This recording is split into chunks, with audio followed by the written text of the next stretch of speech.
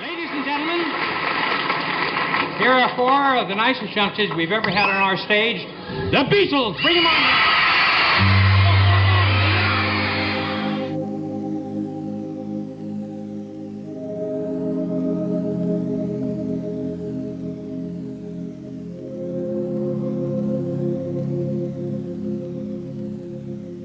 Ladies and gentlemen, the Beatles, arguably one of the most influential bands of all time. I really just wanted to go over the history and the timeline, talk about and even rank every single one of the Beatles' songs when they were together as a band, not during their solo careers, because that would just be absolutely f***ing insane. But above all, I just want to talk about the transformation of music and history itself, to be honest. Now, I also want to clarify, I am no musical genius or anything. My rankings are solely just my rankings and my opinions. I really went looking everywhere to make sure that you would all get the best, most accurate information. If I mess up with information somewhere, just let me know. This is solely just supposed to focus in on their impact on pop culture and their music. I will occasionally bring up their personal lives here and there, but just know, especially with John Lennon, I really do not condone abuse whatsoever. This isn't meant to promote anything of the sort. But yeah, I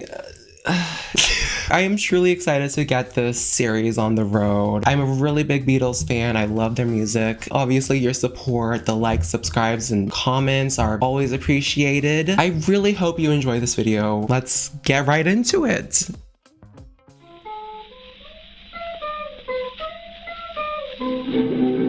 The year is about 1956, and by now the United Kingdom was experiencing a massive revival in skiffle music, which was a genre of folk music with blues and country influences, tracing back to the African American blues and jazz scene that was also popping off in the early 20th century. We're talking about music groups playing full-on like washboards, jugs, and banjos, like the really old-time American folk music. Lonnie Donegan, who was a Scottish skiffle singer, is heavily credited for popularizing skiffle music in the United Kingdom. He's even coined as the king of skiffle. He's also credited for influencing the music from the upcoming British invasion in the 1960s. Many teen boys began making their own skiffle groups, especially because of how inexpensive the instruments needed to play that type of music were. I actually found this one video of a young Jimmy Page from Led Zeppelin performing with his own skiffle group at just 13 years old. The chokehold this music genre had on these young white British boys, it's insane. Honing in on Liverpool, another young lad was making his own skiffle group, and this boy was none other than John Wick.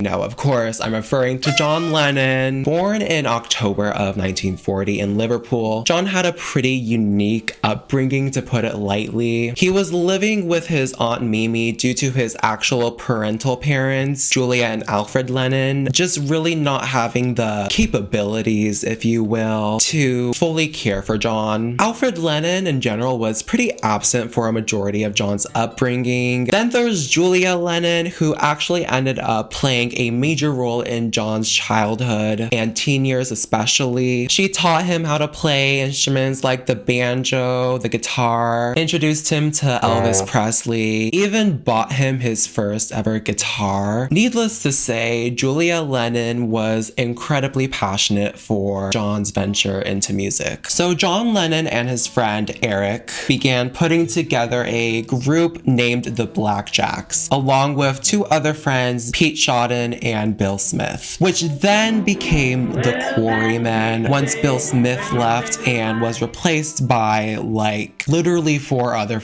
people. This was the official lineup of the Quarrymen for about a few months until the summer of July 1957. The Quarrymen got a gig at St. Peter's Church, where famously a 15-year-old Paul McCartney was also attending at and watched the band play. He had a very casual audition, though he sang a medley of Little Richard songs, Eddie Cochran's 20 Flight Rock, and Gene Vincent's Bebop Balula. I think I'm pronouncing that right. Notably not skiffle songs, however, but leaning more into rock and roll, rockabilly. And then of course we know how the story goes. He gets rejected 2 weeks later and becomes a full-time trumpet player just like his father.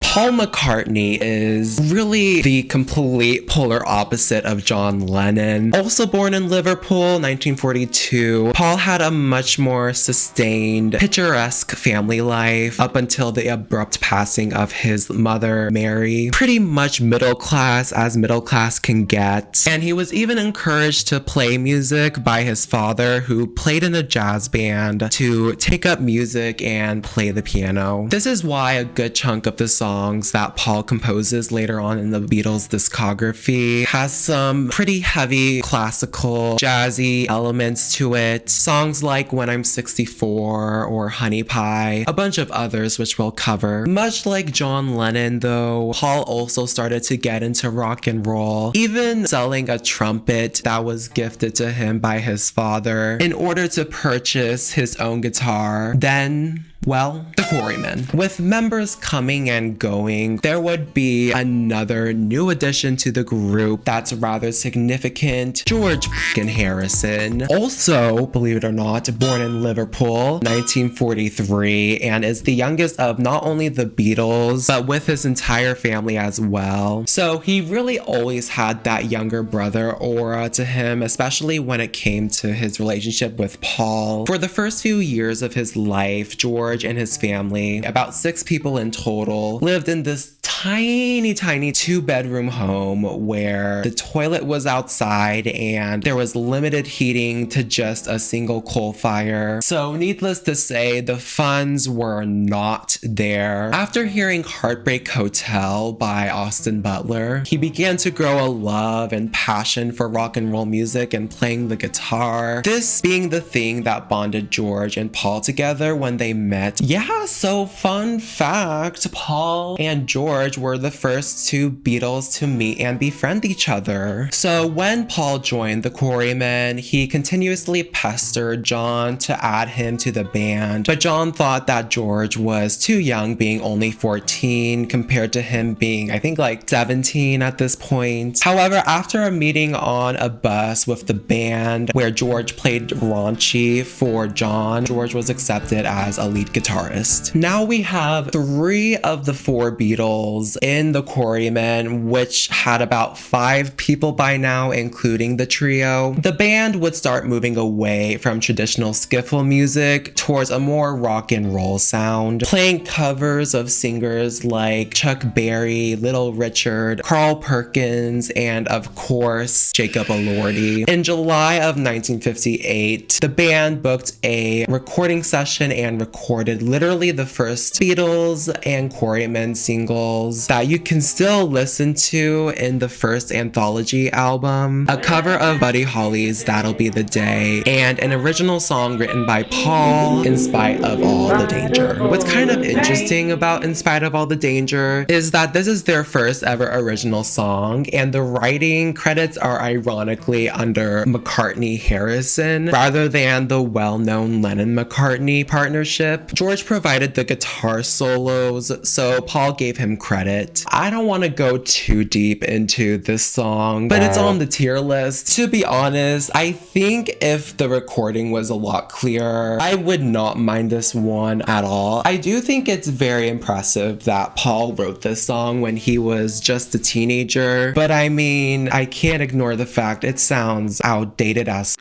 I can't blame them. You know, they were all teenagers in an era where technology was not nearly as advanced as it is in this day and age. They were working with what they got. I can't really defend putting this in a good category with the crunchy ass sounds, but hey, congrats to In Spite of All the Danger kicking off this massive tier list. These next few months for the Quarrymen were pretty rough. 2 more of the band members left, leaving just John, Paul, and George. 3 guitarists guitarists with no drummer, forming the temporary Johnny and the Moondogs. To make matters worse, John's mother Julia was tragically struck and killed by a car, which made John just absolutely miserable for the next 2 years, drinking heavily, getting into fights, wearing teddy boy clothes like long coats with wide padded shoulders and tight trousers, even subsequently enrolling and then getting kicked out of Liverpool College of Arts. So for most of 1959, there was just not a lot of playing going on with the trio, though they all would stay close friends. Paul and John especially would get very close during this time, writing a bunch of songs together and bonding over the shared losses of their mothers. The trio did end up coming back together when they got a temporary residency at the Casbah Club, and then promptly lost that residency. However, John did end up recruiting one of his classmates, Stuart Sutcliffe, as a bass player who even helped come up with the band's name, the Silver Beatles.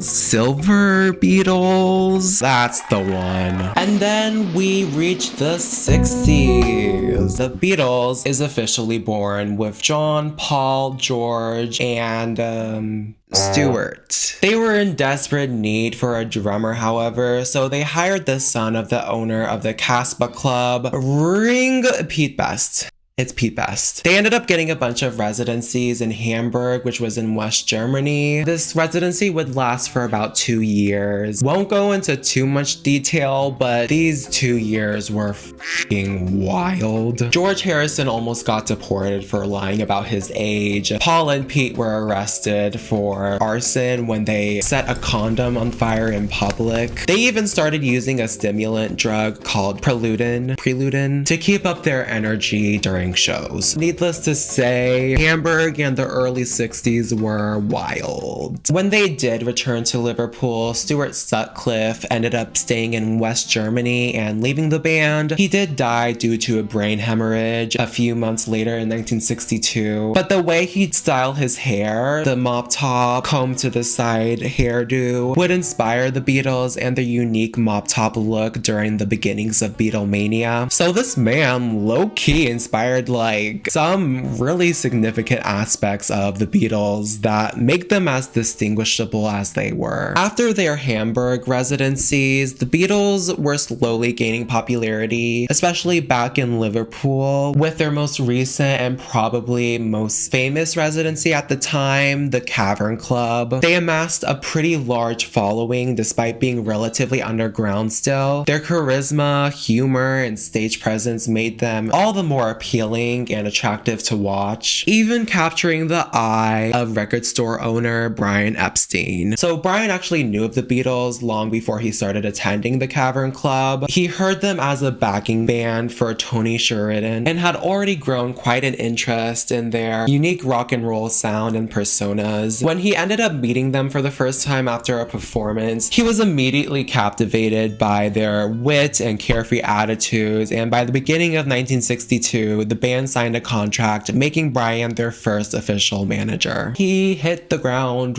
running, scouting record labels everywhere, looking for someone to sign with the Beatles, and after many rejections, including one from Decca Records that infamously said guitar groups are on the way out, Brian was able to seal a deal with none other than producer George Martin, who signed the band to EMI's Parlophone label. Things were looking promising until the first few recording sessions at EMI's Abbey Road studio in summer of 1962, when George Martin and even the band members themselves did not like Pete Best's drumming and just his overall vibe and connection with the band. So they just let him go, and finally they hired Richard Starkey, aka Ringo Starr. Yay! Ringo was previously a drummer for Rory Storm and the Hurricanes, but occasionally played the drums for the Beatles whenever Pete Best was sick. Though unlike Pete Best, he would actually put in effort to socialize and hang out with the other three, which only made him even more appealing to be the replacement drummer. He was also like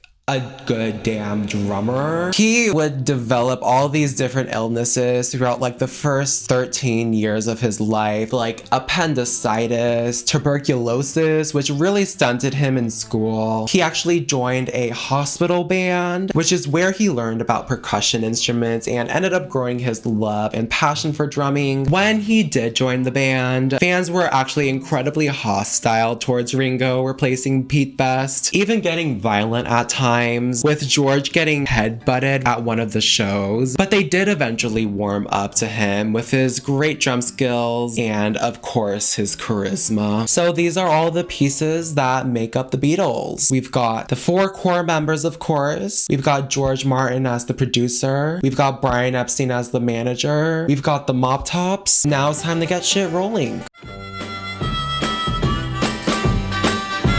Before the release of the Beatles' first ever album, Please Please Me, they recorded a few songs to serve as their first single during the month of September 1962 and ended up choosing the song Love Me Do. However, George Martin didn't like Ringo's drumming either, ironically enough. So if you hear older versions of Love Me Do, Ringo actually isn't playing the drums. In fact, he's playing the tambourines, which quite frankly, how dare you, George Martin? It's actually a musician named Andy White who plays the drums. The song ended up peaking at number 17 on the record retailer charts. That's pretty decent, honestly, for a first single. The lyrics are the usual simple teenage love song vibe that was going on during the early 60s. I like the harmonica here a lot for some reason. It's just a nice, simple, cheerful love song, and I have no qualms about it. The Beatles would then go on to make their first ever television debut with a live performance on a regional news program called People and Places. Brian Epstein, their manager, wanted to clean them up a bit. They would wear leather jackets and jeans. They'd swear and smoke on stage. So Brian put the foot down and polished them up, putting them in suits. The band members also agreed to allow each of them time to shine vocally in their albums, which is something else they are known for. The Lennon and McCartney songwriting partnership was established right before the recording of their first album. They would even release a follow-up single to Love Me Do, Please Please Me, also an Andy White version, and the title of their first album. The song itself is significantly better than Love Me Do in my opinion, and it also performed better, reaching number 1 on the New Musical Express and Melody Maker charts, and number 2 on the record retailer chart. I think the lyrics are a lot catchier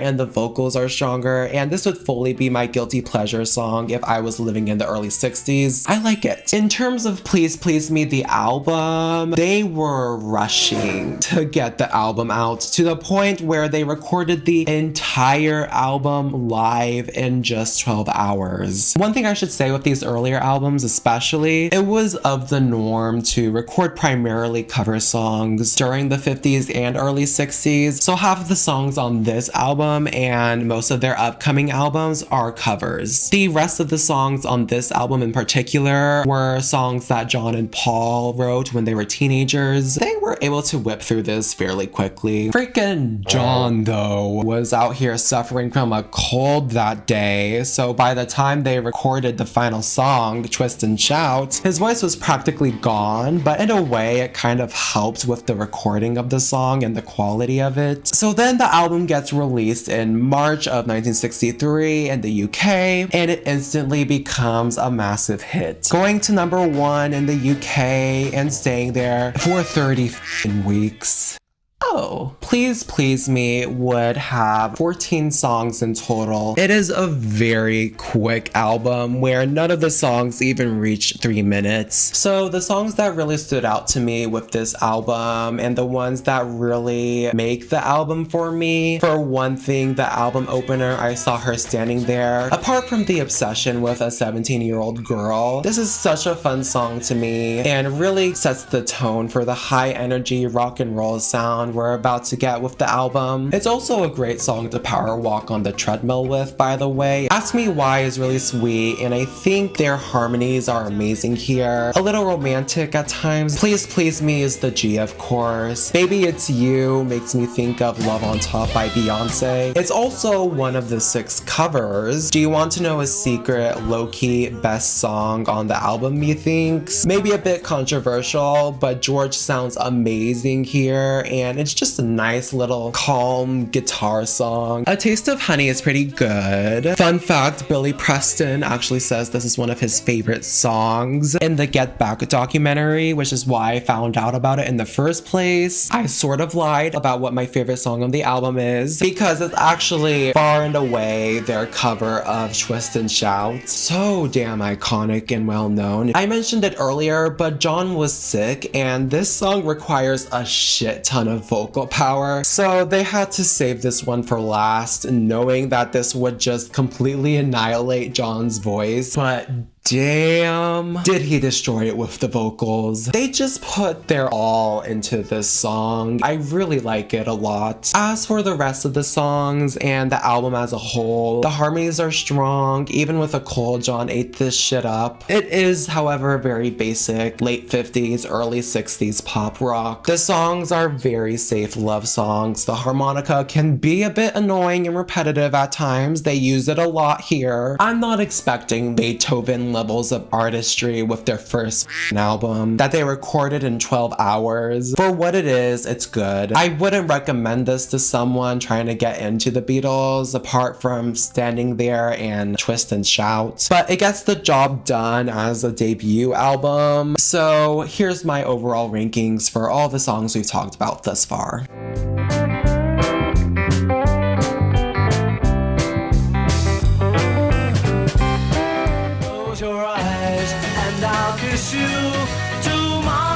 So this newfound and sudden success for the Beatles within the UK would continue like a rocket, as they'd release 2 more singles, From Me to You and most notably She Loves You. One thing you will notice with their discography, they would release songs on their own and not have it be affiliated with any albums. So most of the Beatles' most popular songs might not even be from full-on albums, but this is where the word singles comes from, because that's what they literally were back in the day. Single songs sold on vinyl. Now what makes these 2 songs in particular especially special is that they would be the first 2 singles from the Beatles to reach #1 in the UK. From Me to You specifically would be their first ever. I think musically it's a fairly tough pill to swallow for me though. I don't know, that harmonica intro, I wasn't really a big fan of From Me to You, sadly. Now, She Loves You, on the other hand, let me just stand on this goddamn hill real quick. It's a f***ing bop. I know the lyrics aren't anything to gawk at, but the fast-paced early rock and roll vibe, the poppy sounding harmonies, the yeah yeah yeahs, literally the poster child of a perfect pop song. And I f***ing love it, okay? Turns out I'm not the only one who thought that She Loves You was a certified banger. It was their first single to reach 1 million sales in the UK and was even the best-selling song ever in the UK until 1978, when ironically Paul McCartney's future band Wings overtook it with Mull of Kintyre. So the successes of the 2 singles, plus a #1 album, and now a bunch of touring, has led us to the phenomenon known as Beatlemania.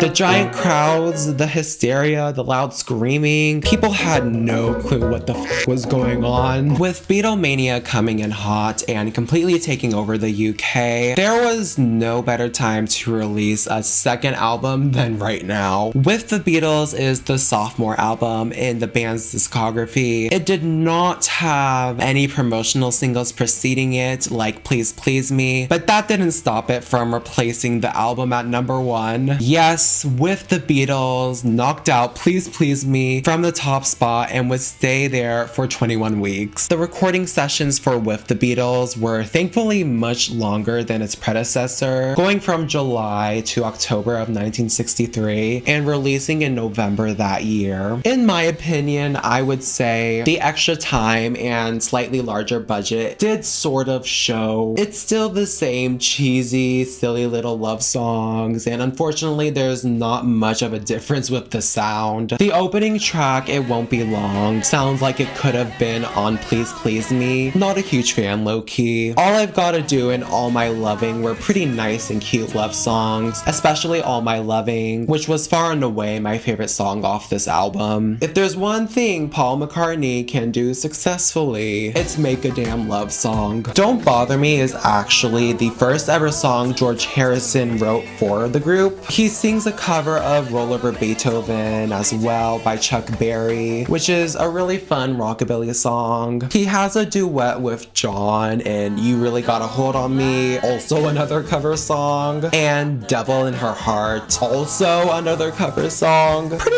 damn good though, might I add. Till There Was You is yet another Paul love song that I absolutely love and will still listen to on my own. I personally prefer All My Loving, but I think Till There Was You leans much more into the romantic aspects. John's cover of Please Mr. Postman was alright. We do need to address Ringo's one special song here, I Wanna Be Your Man. Let Ringo have his fun with this one, okay? The closing track is actually really fun. Money, That's What I Want. John once again eats with the closing song, and his vocals are just superb here. That's really all I wanted to point out with the Beatles. I actually think I prefer the debut album over this one. I think Paul is really showing signs of being an amazing lyricist. I liked seeing George shine a lot here. It's a good record. They have a long way to go, but I sort of enjoy what I got here.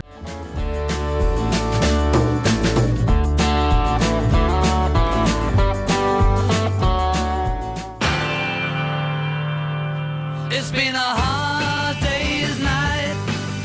Beatlemania continued to rage on in Western Europe. The Beatles were constantly touring. They were coined as the Fab Four. They had 2 humongous albums under their belt already. Also, John had a kid, by the way. He's married to Cynthia Powell, and they had their first and only child together, Julian Lennon. More on the dynamics of that family later, but essentially, the Beatles were just killing it. Though the same success that they had in Europe was still struggling to translate and break through in the Western Hemisphere, especially the United States. Record companies did not really understand the hype with Beatlemania. Men in mop tops and fancy suits singing original songs was completely foreign to us at the time. That is until I Wanna Hold Your Hand came out and Capitol Records arranged a marketing campaign for the song during late December of 1963. Oh my God.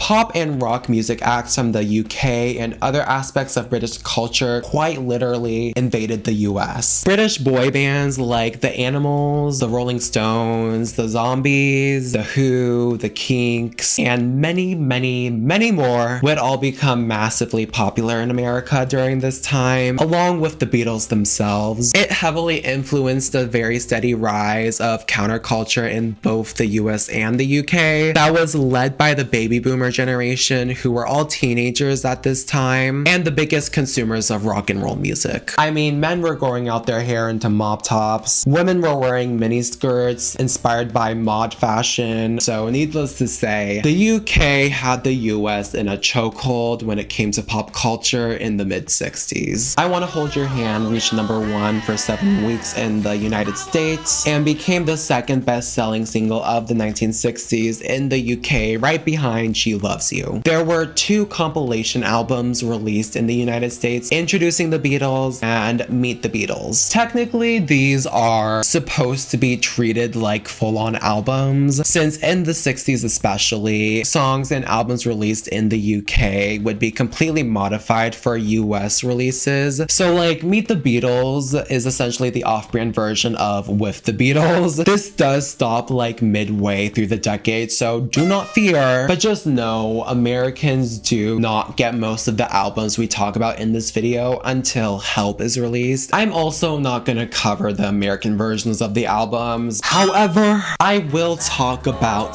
This Boy, which was a single in the UK and a track from Meet the Beatles. I adore this song. I am beyond obsessed with it. The simple guitar with the bomb-ass harmonizing between John, George, and Paul. The vocals. Everything is so simple, but so sublime. Oh my god, if I do something feral with this ranking, please look away. We might as well talk about the big elephant in the room, which is I Wanna Hold Your Hand. Is it worth the hype? Did we really need to cause an entire pop culture movement because of this song? Honestly, it's so hard to say. If I heard this song in the 60s, I'd be living it up. I'd be screaming and shaking my head around like an insane asylum patient. And you know what? I'll be so real. Even in this day and age, this song still gets me going. It's so damn simple, but so effective. I mean, I wouldn't start an invasion with this, but I really like it a lot. I Wanna Hold Your Hand was really only a taste of the success to come their way. On the Billboard Hot 100, they would occupy the top 5 spots the week of April 4th and also replace themselves at #1 twice in a row. Probably the biggest occasion though is their visit to the States in February of 1964 to star on the Ed Sullivan Show. This appearance alone had 73 million viewers watching, a third of the US population at the time, and only further fueled the fire that was Beatlemania in the States. Paul McCartney's photo book, Eye of the Storm, which I have, is a fantastic visualization of just how insane this period in their career was for them. So I'd recommend it if you like photography or just want to see Beatlemania from the point of view of an actual Beatle. Each member was coined a certain adjective to quote unquote describe them. John was the smart Beatle, Paul was the cute Beatle, Ringo was the funny Beatle, and George was the quiet Beatle, which was coined to him when he was sick with a sore throat and could barely talk. All of these massive achievements in such a short amount of time was bound to lead to a movie deal at some point. Yes, that's right. United Artists Records wanted to get in on that Beatlemania goldmine and gave the Beatles a Dream Motion picture deal. And within the months of March and April of 1964, the boys would film and record their first movie and third album.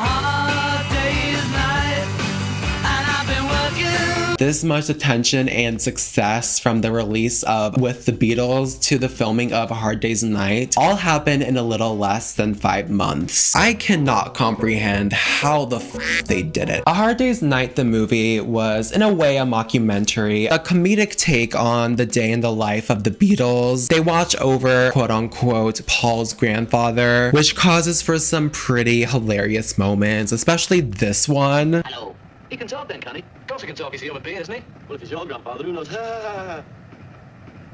They prepare for a TV performance, showcase their songs for the album version of A Hard Day's Night throughout the movie. Ringo goes missing last minute. It's really a lot of fun actually, and it's become one of my favorite movies, low-key. Like, it doesn't take itself seriously, and honestly, that's why it's so good to me. I would definitely recommend watching it if you haven't. Fun fact, the premiere of the movie in London also fell on Ringo's 24th birthday. Another fun-ish fact, Patty Boyd, who plays one of the schoolgirls on the train, would end up marrying George, and they would stay married for a whole decade before things got real bad. But that is for a whole video on its own. It's actually really tragic for Patty especially. I highly recommend you watch David Hartley's video about Patty and her relationship with George and Eric Clapton. It was really informative and eye-opening about what Patty had to endure through. But But anyways, the movie did very well critically. It currently has a 98% on Rotten Tomatoes, and it made about $100 million in the box office adjusted for inflation. So the movie was a success. How about the album though? Well, the album kicks off on a high note with the song it was named after, Hard Day's Night, which came about when Ringo randomly said the saying after a long day of working and touring. The guitar intro you hear at the beginning is actually a Rickenbacker 12-string electric guitar played by George, and the sound of it at the time was so unique and groundbreaking that it would go on to inspire the rise in popularity of folk rock music the following year. It's a fantastic single though, very energetic, very different compared to the singles that have come before it. Just so much fun. I don't know what else to say about it. The next 6 songs up until Can't Buy Me Love were all showcased in the movie. I think they definitely picked the right songs to showcase here. I Should Have Known Better brings back the infamous harmonica yet again, but I mean, it's a cute song. I just really like the scene of them playing cards on the boxes while they play the song. Not a huge fan of John's voice here though. If I Fell is a nice slow ballad to showcase the better side of John's voice. I'm Happy Just to Dance With You is probably the best showing of George's voice by far. I think he sounds so damn good. I love the acoustic guitars and I love her. But if you all want a really good time, I highly suggest listening to the instrumental only version of this. Tell Me Why was fun, and then there's Can't Buy Me Love, which was another really big song to come out of this album. It's just so much fun. Both the scenes in the movie where they play this song are like 2 of the best moments in the movie for me. I just love this song a lot. As for the last few songs that were not in the film, they were pretty good. I don't think they were as strong as the first half, but the 2 that stood out were Things We Said, Today, and I'll Be Back. But let me tell you, the quality of this album compared to the other 2 is like night and day. This was a great album, which might I add had no covers on it. It was all strictly original work. They just sound really good. It's a fun, lighthearted album. Go listen to it, go watch the movie. That's about it.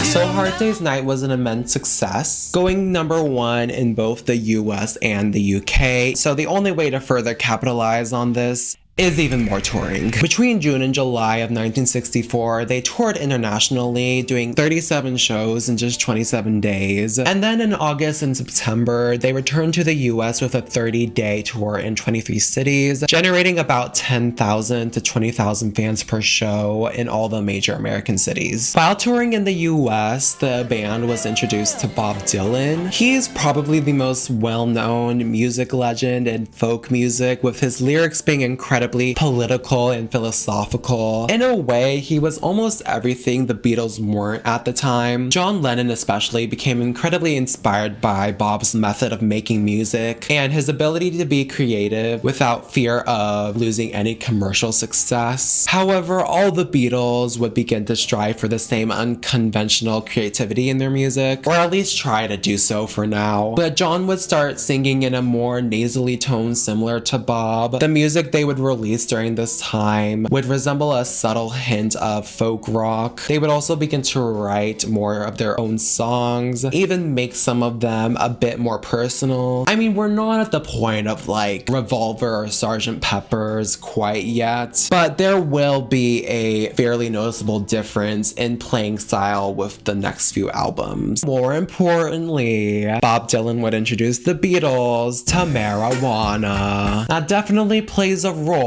in their newfound creativity as well. During the US tour, the Beatles would also encounter racial segregation for the first time. The most notable instance was in Jacksonville, Florida, where the venue they were performing at would be segregated. They were heavily against this and refused to perform at the venue until the audience was integrated. The city officials would end up giving in, integrating the audience for the show. Then from that point onwards, the Beatles would ensure that every venue they would perform at in the US would be integrated. Once touring wrapped up in the US, the band returned back home to record their fourth studio album, Beatles For Sale. This was simultaneously a very different album compared to the previous ones, but like also not really. They did end up bringing back cover songs. They just struggled to find the time to write their own songs. However, the tone of the album was slightly darker, even a bit more cynical at times. The album title, Beatles For Sale, has a bit of a double meaning and subtly refers to the fact that the band was more or less viewed as a business profit and that their ability to be creative was limited. I Feel Fine was the non-album single that came out before the album itself. Already it sounds immensely different compared to anything else they've released previously. I mean, that opening note was so wild at the time. This was the first time feedback was ever used on a rock record, and it just sounds awesome. The harmonies here are god tier. John does a riff a few times throughout the song that is just so slick and smooth. I love I Feel Fine. Beatles For Sale did well commercially and critically, but the album itself wouldn't be available for American audiences until 1987. I personally am slightly divided listening to this album. I think the standouts are the original songs for sure, when the band can actually show off their creativity and make the album more of a personal experience. The covers are okay. I mean, Mr. Moonlight is definitely my favorite of the 6 covers. John sounds kind of romantic here, actually, and I can definitely hear the Bob Dylan come out in his voice. The cover of Buddy Holly's Words of Love is a gorgeous rendition as well, but the album is just such a step down compared to Hard Day's Night. No Reply is a great opener. I love I'll Follow the Sun. It's just such a beautiful ballad from Paul. So nice and simple, and his voice sounds so beautiful. I'm a Loser is creatively the greatest standout amongst all the songs here. John wrote this one, being about a guy who regrets losing a woman for treating her badly. It definitely shows us a glimpse into the cynical writing style that John would adapt later. 8 Days a Week was the big hit of the album. The lyrics are cute and clever. The instrumentals definitely have a more stripped back folk rock sound to it. It's good. As for the rest, truthfully, they all range from fine to good. I like the heavy influence of Bob Dylan on this album, the slow change to a more serious and creative method of writing songs. This album was good, not life-changing or anything, just run-of-the-mill good.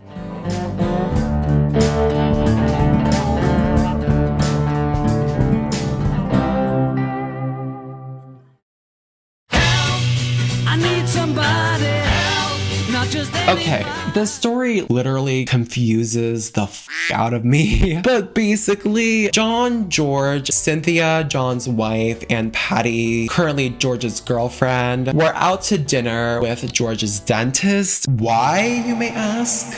I'm still searching for evidence here, but the significant part of this dinner meetup was the dentist secretly sneaking in LSD in John and George's coffee. But why though? I really do not understand. But I mean, LSD is now in the picture, everyone. John and George absolutely loved the psychedelic effects of LSD and would go on to use it frequently. It would inspire John's writing to become more intense, and he would start to use more psychedelic aspects in his music. George would grow closer to meditation and Hinduism. Then Ringo and Paul would also go on to try the drug as well. It would go on to have a massive creative effect on their music in the later half of the 60s. John also wrote a book, by the way, A Spaniard in the Works. He wrote another one a year earlier in his own right. Both were really just for f***ing around and involved a bunch of comical poems and drawings. We also get our first controversy with the band. Woo! In June of 1965, Queen Elizabeth II appointed John, Paul, George, and Ringo to the Order of the British Empire, which is a very high honor, rewarding those who work with charities, public service, very big contributors to society generally speaking, and of course it rewards those who contribute to the arts and sciences. Only military veterans and civic leaders were receiving MBEs, so the band getting this award came off as undeserved. But the grind continues on, and a month later, the Beatles would go on to release their second movie. Help me if you can, I'm feeling down. Directed again by Richard Lester, who also directed A Hard Day's Night. Help would also have a lot of camp aspects to it, but this time with a much bigger budget. This was like a Bond movie parody, if you will. Ringo is hunted down by a cult, and the entire movie is just the band running away from the cult. The audio is so strange here though, like it's very clear it's a voiceover, and they added a bunch of random sound effects. I love that they are in a bunch of different locations as well. At one point, they're in the mountains at a ski lodge, and George says this iconic line. Hey, it's a thingy!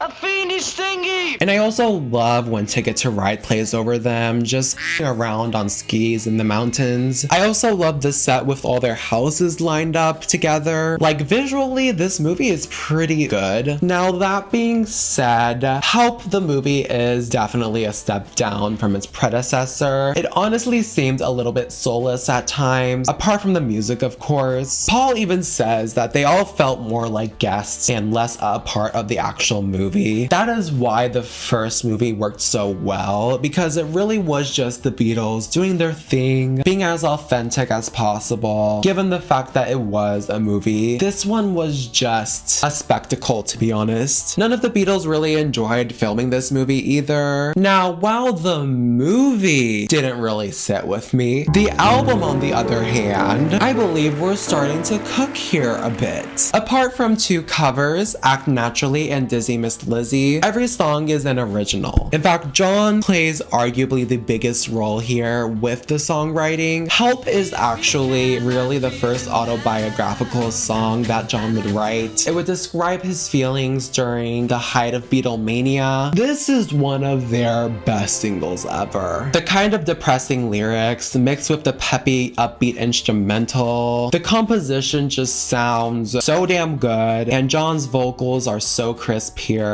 I love it.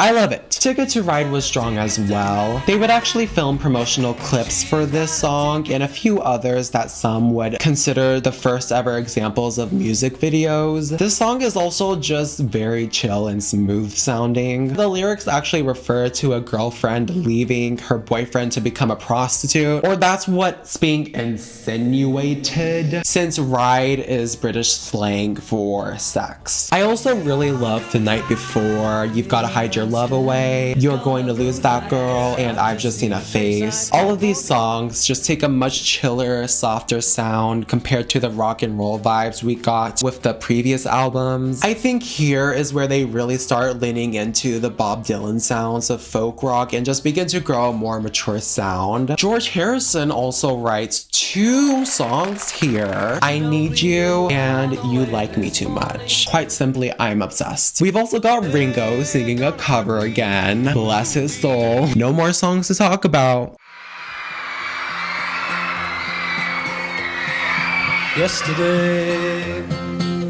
Yesterday, aka the most covered song of all time, literally shook up the Beatles and their discography as we know it. It's mind-boggling, actually, how this song was on this album of all places. This is quite genuinely the best song they've released up to this point, and the best that Paul has made. It was so good, he thought he plagiarized someone else's work for about a month before continuing doing work on it. Talking of a man who regrets the things he said, leading to a breakup with his girlfriend, the simple acoustic guitars with the strings and the background sounds incredible. I may be overreacting, but this song is ageless. One of my favorites from the band by far. But then Dizzy Miss Lizzy comes right up out of the pits of hell and leaves the album on such a sour note. You had the opportunity to end things with one of the greatest pop songs ever created, and you chose to end it with this. I just don't like Dizzy Miss Lizzy. But even with the sour ending, this album is a really good one. It actually would go on to be the first rock album ever nominated for an Album of the Year at the 1966 Grammys. And you know, there's still a ways to go. But Help really starts to show us a more mature, creative side to the Beatles. Very good album, mediocre movie. Definitely give the songs a shot though.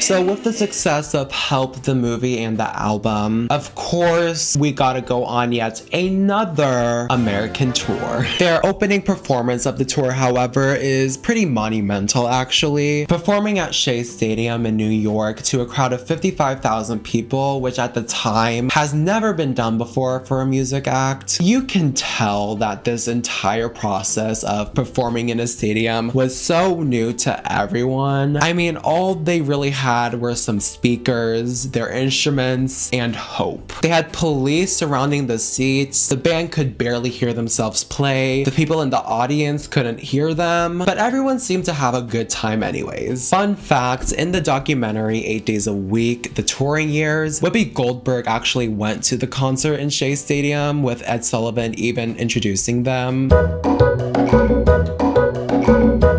Near the end of the tour, they would also meet Jacob Elordi, which was a pretty big moment for them considering the influence he had on their careers. In September, there would also be an American Saturday morning cartoon series of them that would go on to air for about 2 years. Then in October of 1965, the Beatles would go on to record another album and had much more time to do so due to a lack of other commitments, meaning they also had much more time to be as creative as they could possibly be. And with that, in December of 1965, the Beatles would release what John refers to as the pop album, Rubber Soul. You guys don't understand. You really do not understand. Rubber Soul. I will full-heartedly acknowledge the serve when a serve is being made. This album is so perfect to me. I don't know how else to explain it. It's very mellow and chill. Even the upbeat rock songs have a sense of like vibey weirdness to it. The title Rubber Soul is actually supposed to be a play on the colloquialism plastic soul, which is basically soul music that lacks authenticity. The Beatles were kind of dragging themselves here. The album's cover page is also vastly different than their previous ones. It's slightly stretched out and doesn't even include the name of the band. It leans into the act of album art, but we aren't quite there yet. The album opens up with Drive My Car. I love this opening so much. It kicks things off with a bang. Paul's voice is very strong sounding here. It just sounds very rock and roll. Then we have Norwegian Wood.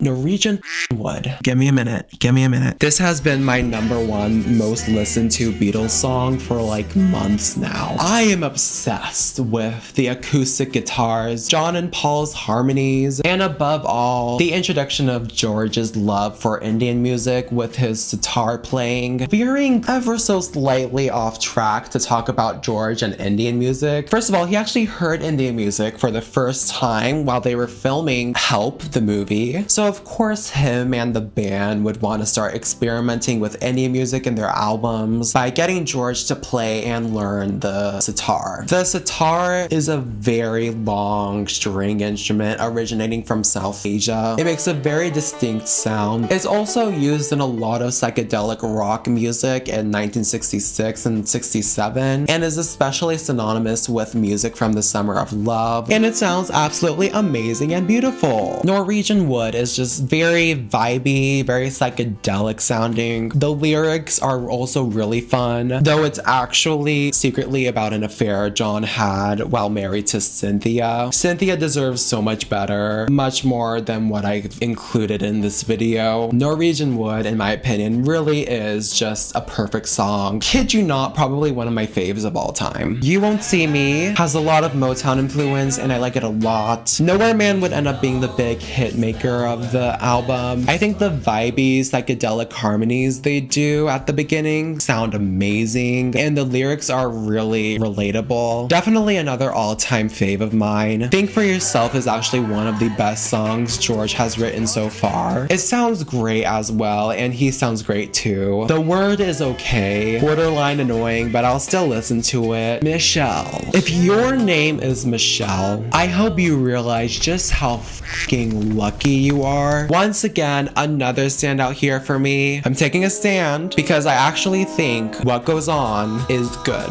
This is the official Ringo song of the album and so far it's his best one. His vocals are definitely improving. I'll just say this is good, okay? Nothing too crazy. Girl would be one of my absolute favorites as well, but I just find the deep breaths before the chorus to be really annoying, but the harmonies are fantastic and I learned to cope with it. I'm Looking Through You, Wait, and If I Needed Someone are all good and fine pop songs, but one song in particular really stands out quality lyric wise amongst the rest, and it's In My Life, written by John. I always have a visceral reaction whenever I listen to this song. Like I can't help but get like violently depressed and on the verge of tears. The lyrics talk about life just going by really, and that shit always makes me so sad and nostalgic. That mixed in with the really pure melancholy electric guitar playing, it's really truly a perfect song in my opinion. One of their best songs ever. But much like Help, they really fumble the ball with the ending song. Run for Your Life is just so creepy and weird. Like John is straight up threatening a girl to run for her life if she ends up with another man. It's not good. But yeah, I mean, I could really go on and on about Rubber Soul. It's far and away one of my all-time favorite albums like ever. This would also be incredibly impactful on the band as it would introduce them to more progressive rock sounds and psychedelic rock sounds as well. It also went on to inspire Pet Sounds by the Beach Boys, which is an equally great album. But yeah, I adore Rubber Soul. Great album to end this video on.